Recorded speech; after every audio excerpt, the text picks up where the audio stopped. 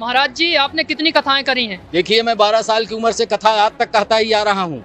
आज मेरी उम्र 58 साल की हो गई है। और अगर नहीं विश्वास है तो ये हमारे पूर्व शिष्य हैं, ये पुष्पेंद्र दास जी हैं। अब तो दास हो गए हैं, यही हमको लेकर के यहाँ आए हैं। और जो है तो ये पुष्पेंद्र दास जी हमारे जो है शिष्य हैं। इनके गांव में बहुत हमारे शिष्य थे, ब्राह्मण भी थे, ठाकुर भी थे।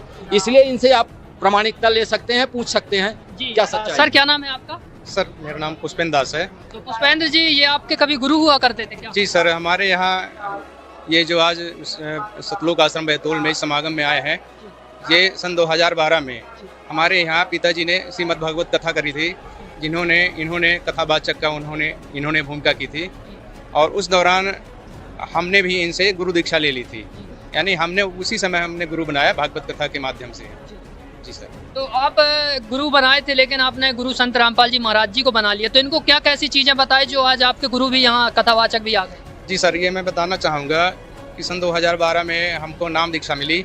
उस दौरान जो हमको गुरु मंत्र दिए थे वो श्री देवी दुर्गा जी का मंत्र दिए थे जाप करने के लिए, लेकिन हमने वो मंत्र बराबर नहीं किया, हमारा मन नहीं लगता था जब मंत्र जाप करते थे।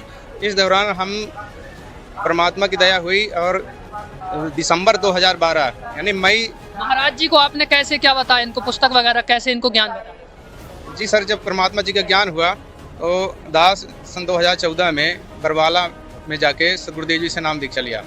उस दौरान हमने इनसे संपर्क किया कि परमात्मा धरती पर आए हुए हैं, आप जी ये ज्ञान समझिए। तो हमने इनको ज्ञान गंगा पुस्तक दी और साधना चैनल पर सत्संग सुनने के लिए हमने इनसे अनुरोध किया।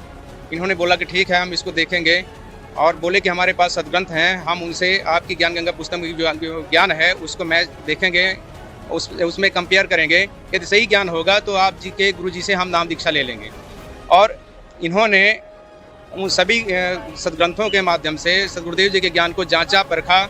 और आज जो मतलब परम संत गरीबदास जी महाराज के बोध दिवस के उपलक्ष्य में हमने इनसे प्रार्थना की कि आप चलिए भंडारे में और वहाँ का देखिए।